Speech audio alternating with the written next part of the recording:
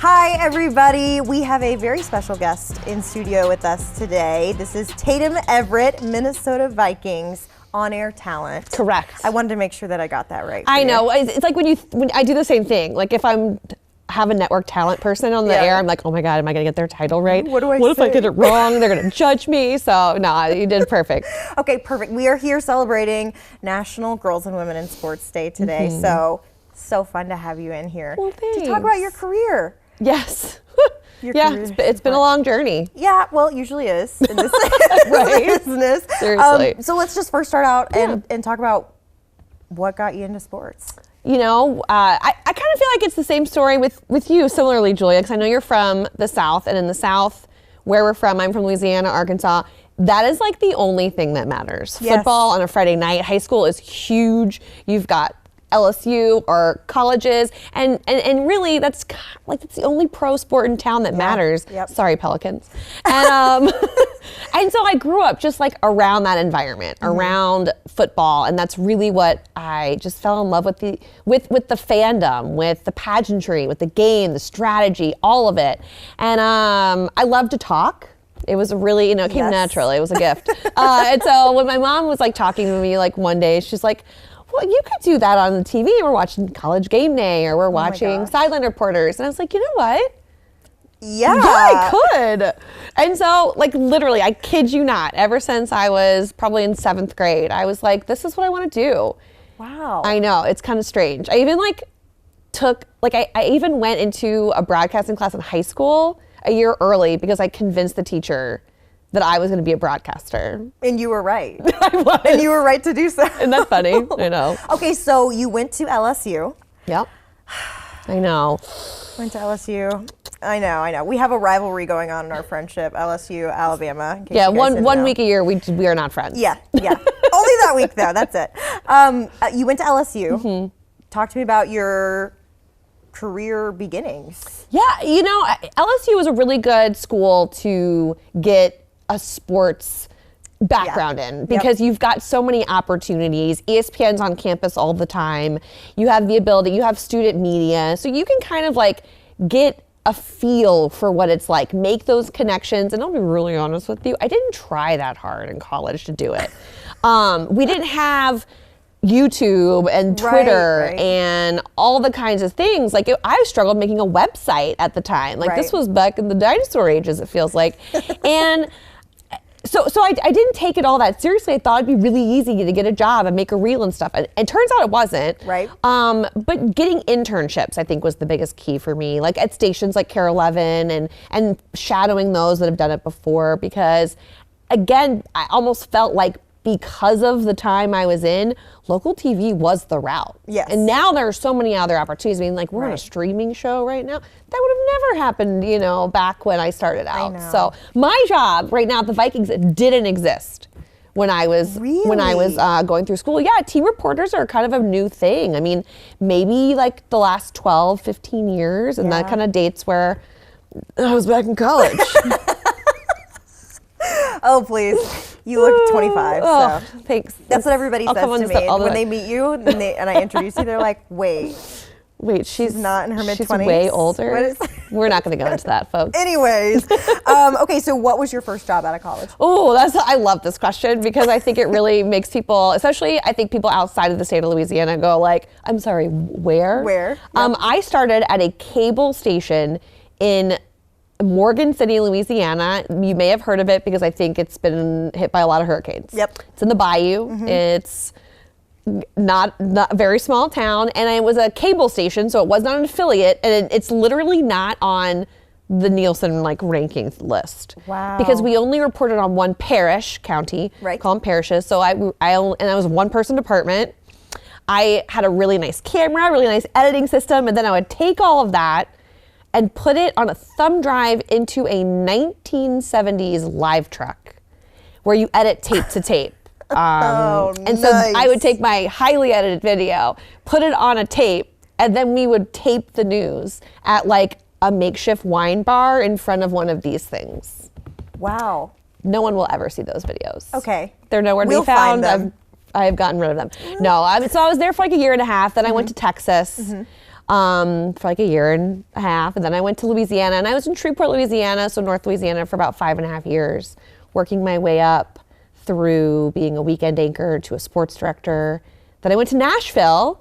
But and did in that for 3 Louisiana, years. you met your husband. I did, yes. And Who actually, used to be our photog. here at Care 11, which is the #1 reason I live in Minnesota now. There you go. So thank you, Care 11. Thank you for that opportunity to be a Vikings reporter now. So Sorry to interject. So from You're good. Shreveport, you went to Nashville. yes, I went to Nashville for 3 years and then moved here, not on a whim and a prayer, but I didn't have a job when I like booked my movers to come up here. I just thought this was such a great sports city that there's bound to be an opportunity here that would want my set of experiences. And I think that's the biggest thing in all of this is you move around a lot, you get the experience. And so when you're ready for that opportunity, finding the job gets a little bit easier as you go.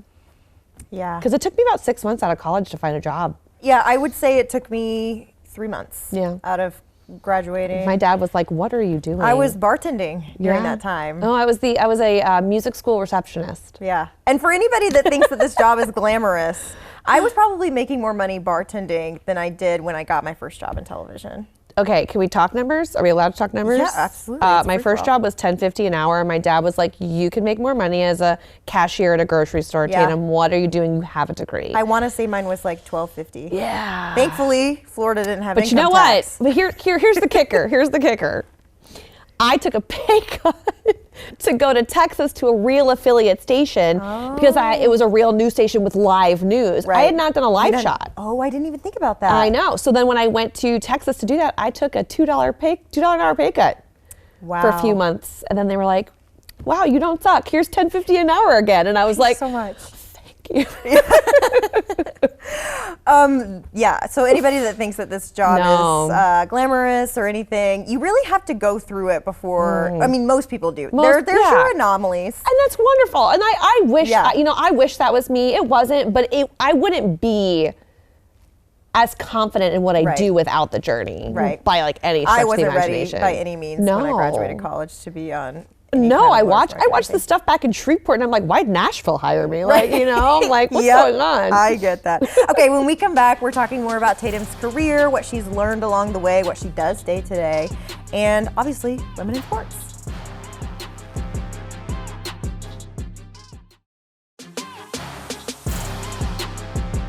Welcome back, everyone. If you missed our first segment, we are here with Tatum Everett, Vikings On Air talent. Yes, your Minnesota Vikings. That's who we're talking about. And we are celebrating National Girls and Women in Sports Day. Love so that day. obviously we have to have some women from the Twin Cities that work in sports. There's in so many studio. to choose from. There are so many. I feel to very choose from. honored to be here. Yeah, it was tough trying to narrow it Yeah. down. And every time I talk to another woman, they tell me that I should have another did woman that on to there. you. I Well, gave you you're like not the 5. first. You're not the first, and that's a good thing. It's a Yes. good problem to have. I Yes, think. for sure. So we were talking about your journey, your Mm-hmm. career to getting here, but something that we didn't really dive into is we were talking a little bit about how we weren't ready right out of college to go to where we are now. Yeah. What do you think some of the biggest lessons that you learned along the way are?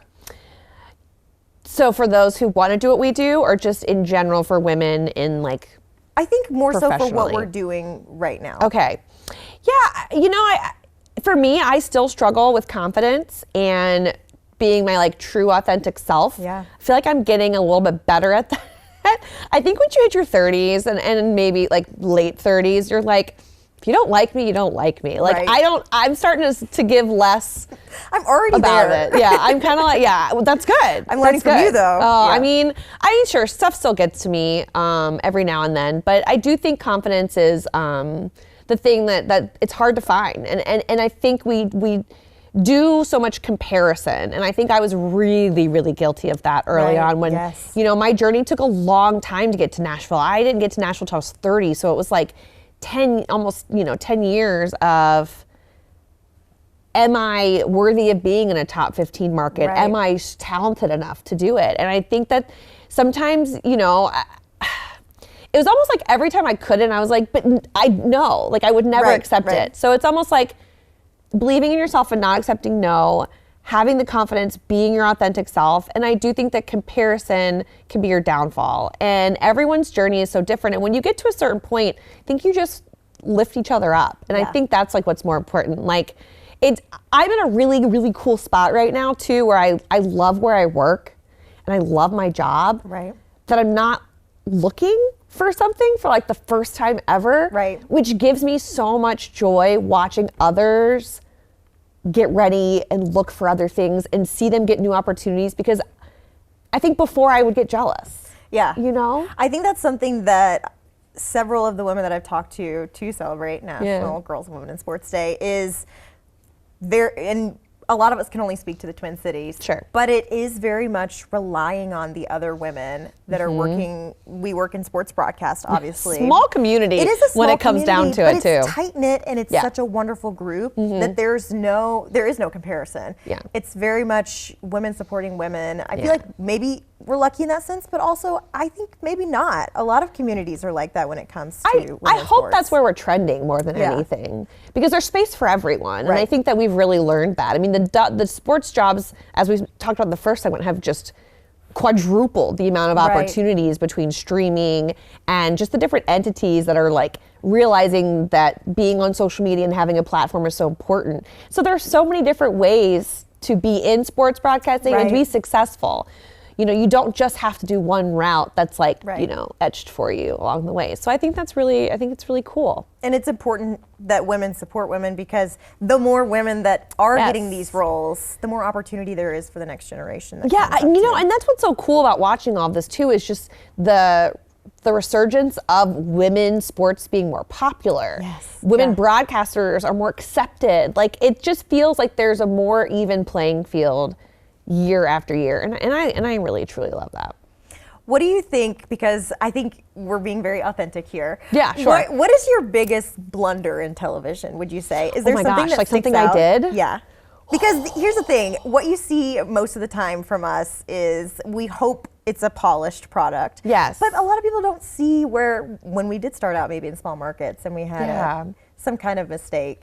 I mean, I'll be really like, saying names is the hardest thing for me. And I don't have, like, nothing is really popping out to me, but I will butcher a name like it's no one's business. Actually, maybe I should share this one because it is about being here.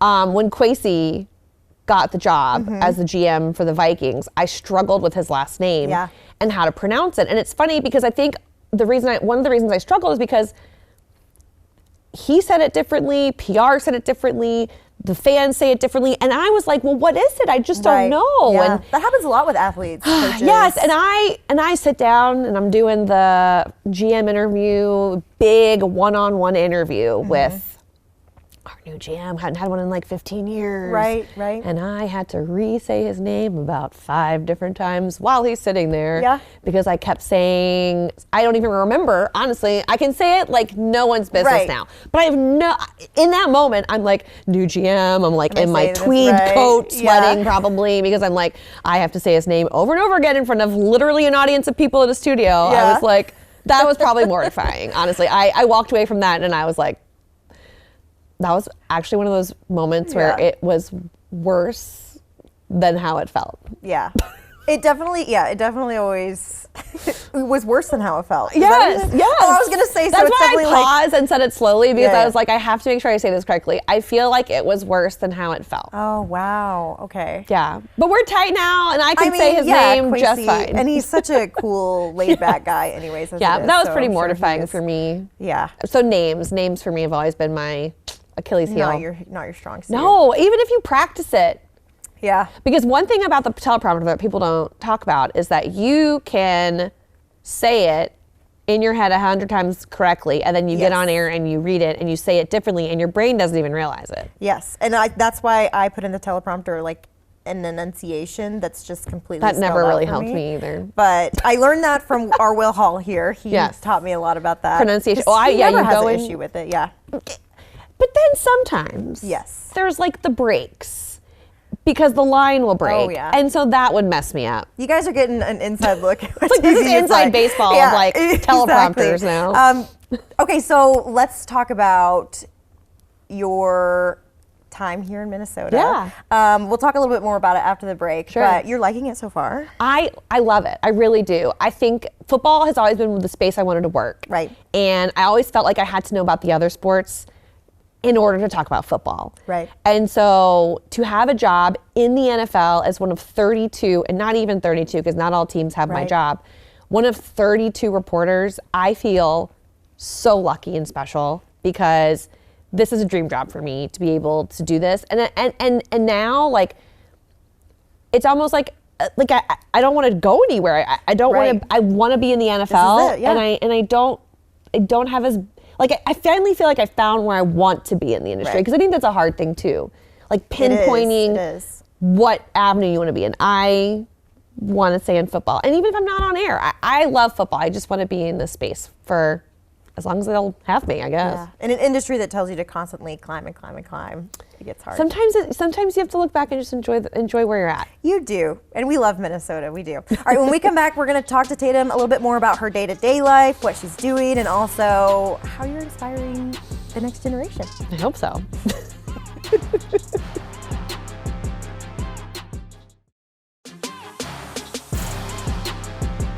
Well, welcome back, everybody. We are celebrating National Girls and Women in Sports Day, and with that, we do have Tatum Everett from the Vikings. They're on-air talent for the team. We've talked about your career. We've talked about challenges you faced, what you've been through.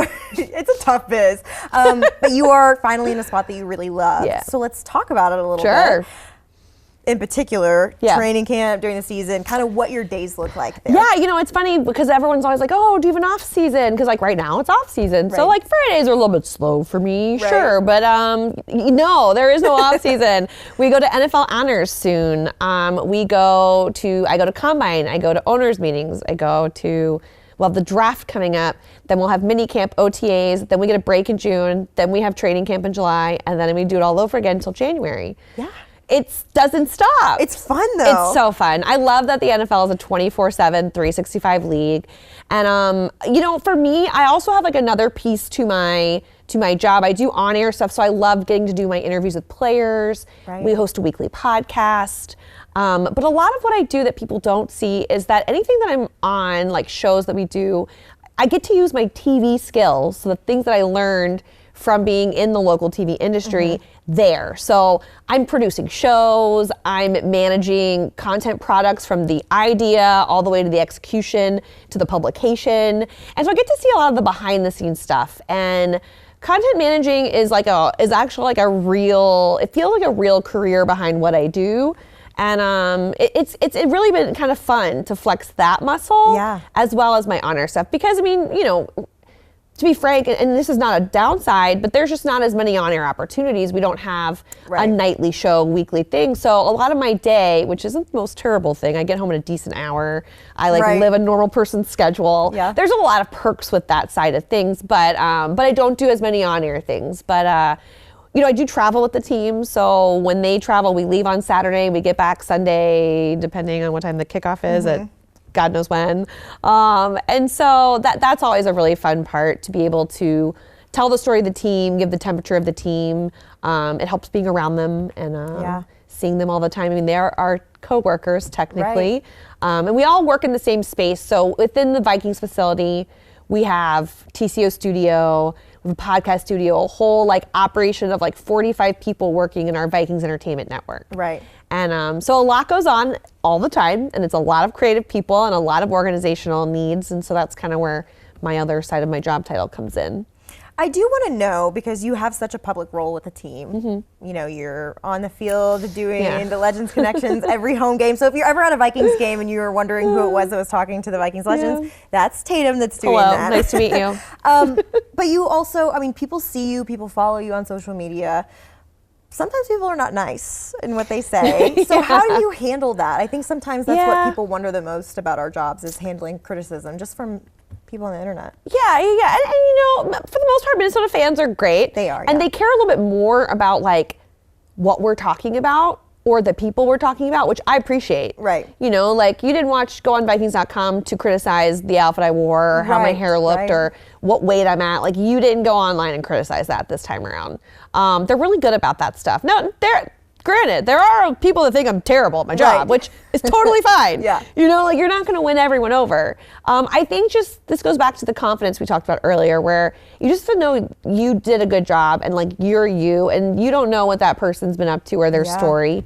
And so I think you just kind of have to like brush it off. They tell you not to read the comments. Yeah, That's another absolutely. thing. Never do that. Yeah. Sometimes I have to take a peek. As someone who makes the content, who does a lot of the producing and stuff, Right. it's really hard for me not to want to see the feedback. Right. Like, did they like a specific segment? Did they like a particular interview? And so if someone calls me an offensive lineman in the middle of that, yeah, that's awful. Yeah. But like, okay, really? Yes, and have your sense of self too. Come Yeah. on. I know better than to take that personally. So On the brighter note of these things, because you are such a public figure, a lot of young women, young Yeah. girls see you in a role that growing up we didn't see women in these Sure. roles like you were talking about earlier. So what does it mean to you to, you're at Vikings games, people Yeah. see you on the Jumbotron, or if they turn on FanDuel Sports, they'll see your Viking specials. And what does it mean to you to know that little girls are looking at you? And kind of crazy. Yeah. Because I think a lot of times you just do this and you don't think about what's behind the camera or where it's going to air or who it's going to affect. And I've been pretty lucky that I've had some great mentors. And I think the one thing I'm working on, because it takes work to be a mentor. Right. I think I'm trying to work on that. And that's really a goal of mine actually for this year, funny enough, is that I want to take more time to give back. I do try and have phone calls and set up Zooms with a lot of women who are college age and trying to get out there and doing something. And I sit on career panels a lot. I really try to do that a lot. Yeah. Because I do feel like I tend to be more honest, even if they don't want to hear it kind of. Can't really help that. It's just who I am. But I think taking the time and trying to nurture that is what I'm working more on, because there's a lot. And then that's awesome. It's so awesome. I mean, just being here in the Twin Cities, I think I've talked to like 6 different women that want to do it in some capacity, whether or not I've been able to keep track of emailing them. I'm sorry. I'm going to get back to you eventually. Like that's kind of like how I'm bad about that. But like, I like when people see me out and about and say something to me, because I'm way more responsive and like on when you're in front of me. Like I'm terrible at my email. So just heads up, if you see me, I will gladly talk to you about that stuff. It happened the other day, actually. We were at the pep rally for the playoffs. And the young lady came up to me and said, she told me all about everything she was doing at her university, like oh, that's awesome. Color commentator for volleyball, on student media. And she's like, I'm a sophomore. I was like, what? Yeah. I was like, you're already way ahead of the game, lady. Like, I can help you great. here. Keep it up. Like, you don't need me to tell you what to do. Right. But it was really cool to connect with her, just to be like, here's just a couple of things to remember and stay in touch. I do think you do a good job. Granted, I had easier access to you because I was working with your now husband at the time. So we met very early on to my time being here. But I am also pretty sympathetic, not empathetic is probably the word. I'm very empathetic to the 1 or 2 women that are in a locker room, 1 or 2 women covering a team, because that was me in Nashville. Yeah. And I get that experience, tough. and I get having to do that grind, and it is much it's much easier on the team side. Right. Yes. Than what you guys do. And so my appreciation goes beyond our, obviously, like the co-working relationship of you and Josh. So I would have had that respect for you and tried to help you out, like, either no way, matter what. whether Josh was involved or not. Yeah, right? who needs them? Yeah. No, I'm kidding. Sorry, honey. Well, you have really been a mentor to me in my Thank time you. here, because I was terrified when I got to a pro market like this. So You were ready. I knew it immediately. You can ask Josh. I watched you, I think the first time you were on TV, and I was like, she's got it. Like, how is she this professional and polished? And she's been in the industry for like 3-4 years. I mean, I was really impressed. And I'm not just saying that because I'm on your show. I'm serious. I do appreciate that. Yeah. Well, I had a lot of great mentors growing up too. It matters. So it does, and it was the women that were in my life that helped out with that too. For sure. Thanks so much for coming Always. in, Tatum. Anything for you guys. Awesome. I know. Looking forward to seeing what you're going to do with this show, and I know you're going to do big things. I'm so excited to watch. Oh, we love the stream. Guys, we're going to have so much more content for you here on KARE 11 Plus in the future. Thanks again, Tatum. No, of course. Thank you.